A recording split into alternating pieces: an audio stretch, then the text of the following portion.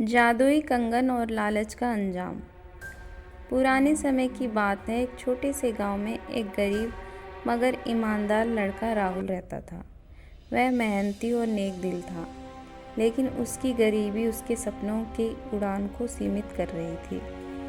एक दिन जंगल में लकड़ियां काटते समय उसे एक अजीब सा कंगन मिला।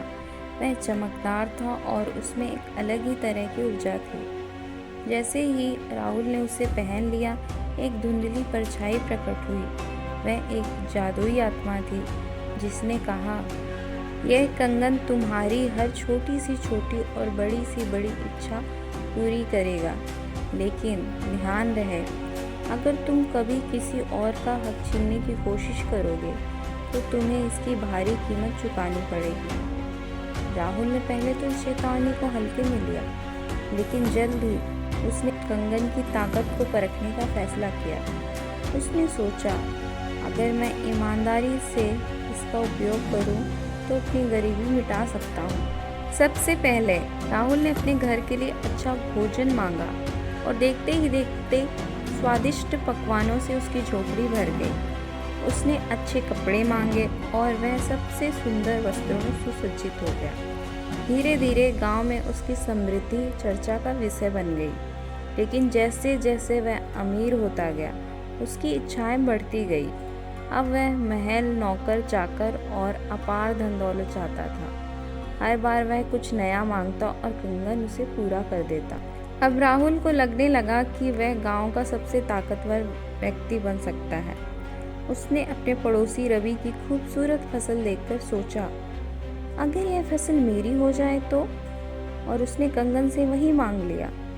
अगली सुबह रवि की सारी फसल सूख गई और राहुल के खेत लहलहाने लगे। गांव में अराजकता फैल गई। किसी को समझ नहीं आया कि ऐसा क्यों हो रहा है। अब राहुल का लालच और बढ़ गया।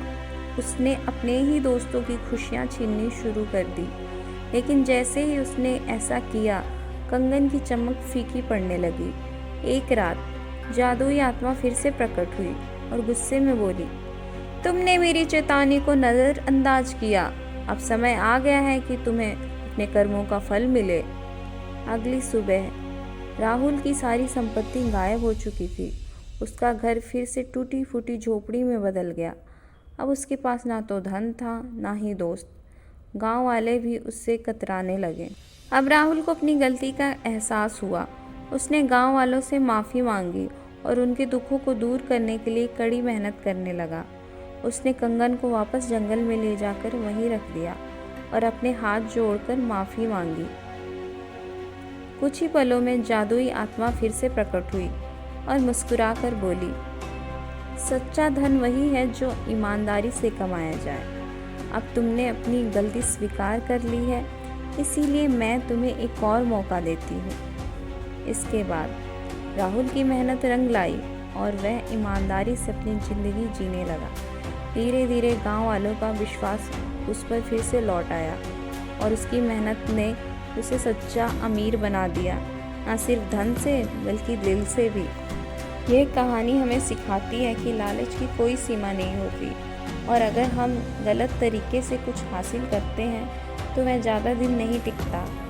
सच्ची समृद्धि मेहनत और ईमानदारी से ही प्राप्त होती है।